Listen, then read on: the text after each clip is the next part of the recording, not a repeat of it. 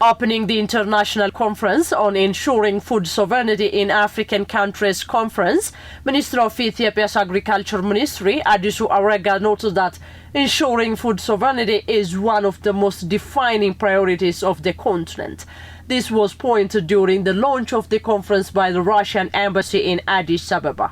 Ensuring inclusive and sustainable food sovereignty for Africa is an issue of dignity, stability, and economic independence, Minister Adisu explained in his remarks. Africa must have the capacity to feed its people with its own resources, its own innovation, and its own determination, Adisu stated, adding that Ethiopia has placed agricultural transformation at the center of its national development agenda. In Ethiopia, we have placed agricultural transformation at the center of our national development agenda.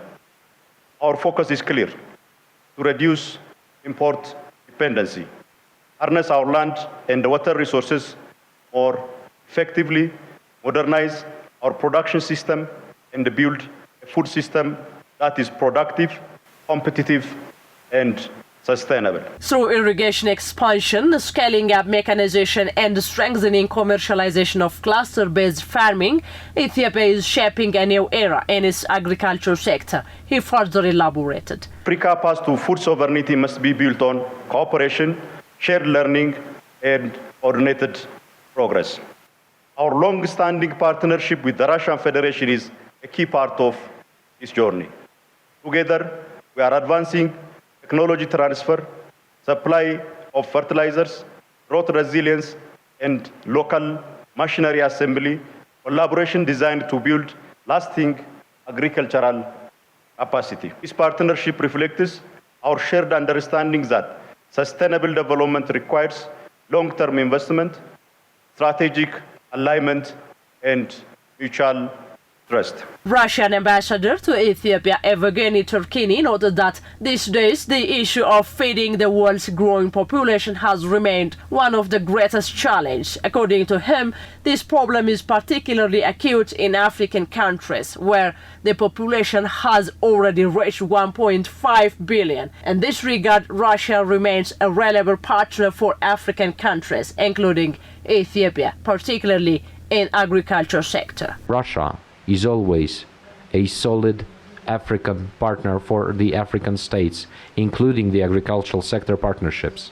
I shall outline that the African continent for Russia, this is the space of equal rights, mutually beneficial partnership, a site, a platform to implement mutual projects and to exchange the most advanced experience.